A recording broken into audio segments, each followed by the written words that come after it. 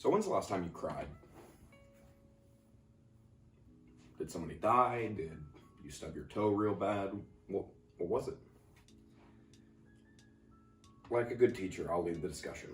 And I'll admit that the last time I cried was last night. In preparing this video, I was watching the Stuart Scott Jimmy V Award acceptance speech, which is an incredible speech that I think everybody should go check out if they haven't already seen it. But the thing that makes the thing that really stands out to me is that in his speech, Scott talks a lot about not having the strength to keep fighting, not having the ability to push himself forward, and having the people around him who were there to help him. You know, his loved ones, his wife, his kids, the doctors, the nurses. These are all the people that he was lucky enough to be able to have in his life, and the people that enabled him to be with us as long as he was and to fight the cancer as long as he did. People watching sports typically go through such a wide array of emotions that span all the way from anger to joy to almost flat out depression, depending on the circumstances. And as much as those emotions do happen in the players and the coaches, all that, those emotions happen even more so in the fans, the people who aren't even out there on the field. And that makes you wonder a bit, why is it that way? Well, if you step back a little bit and you look at things and you see that sports, especially major professional North American sports, are typically viewed by a majority male audience. That is not to say that females and non-binary individuals don't view sports, but it is well known that the four major sports in America are viewed by men more so than any other demographic. And what you may also realize, especially in America, in Western civilization as we know it, men aren't typically the best at sharing emotions. Men aren't typically the best at expressing themselves in a healthy and beneficial way in the long-term scheme of things. So what do? Obviously, you can't just spend your whole life bottling these emotions up and trying to keep yourself from experiencing certain things. So what happens? Well, as I'm sure you can realize, they turn to their favorite sports team.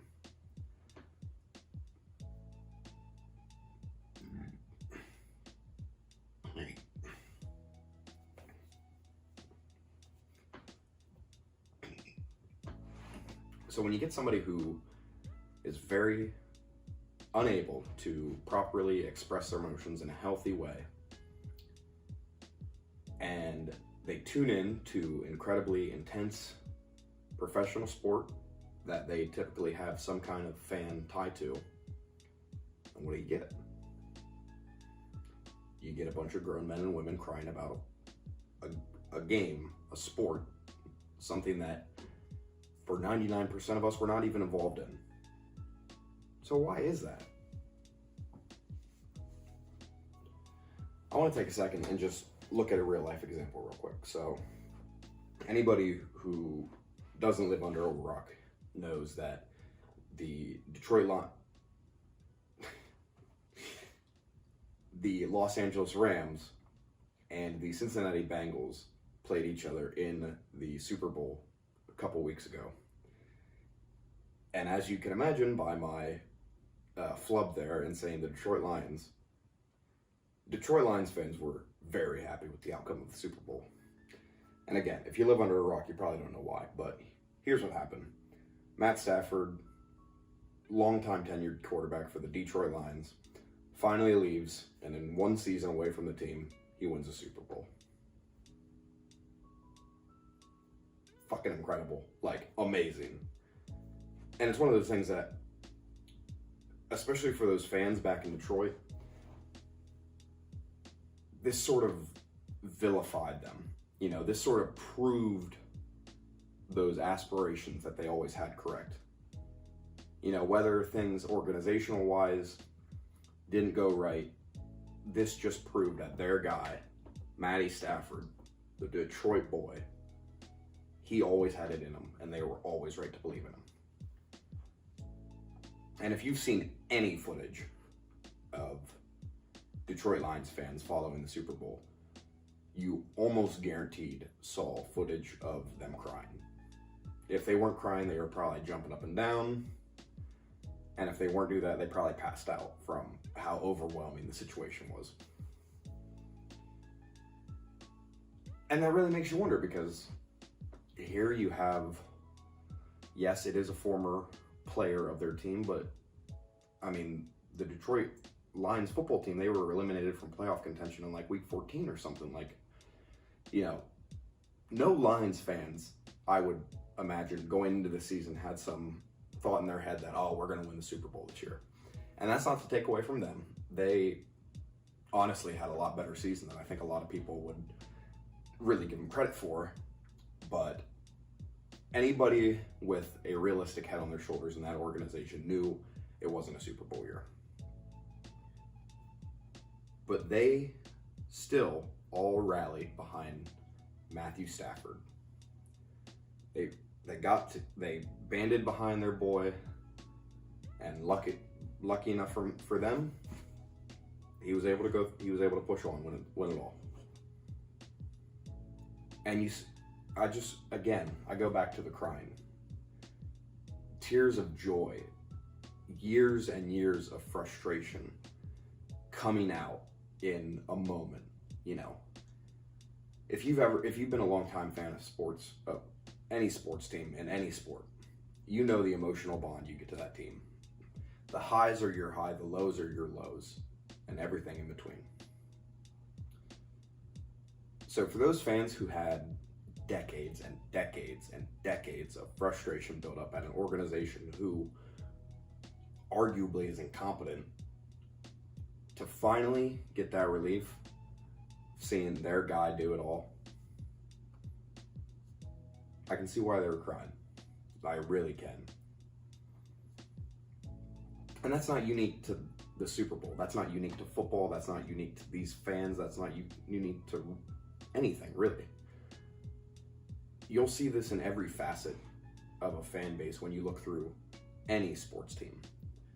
You're going to see people who are absolutely delusional about what the team can do, and you're going to see people who are incredibly realistic about what the team can do. But at the end of the day, both those people, their moods are greatly influenced by the outcome on the field.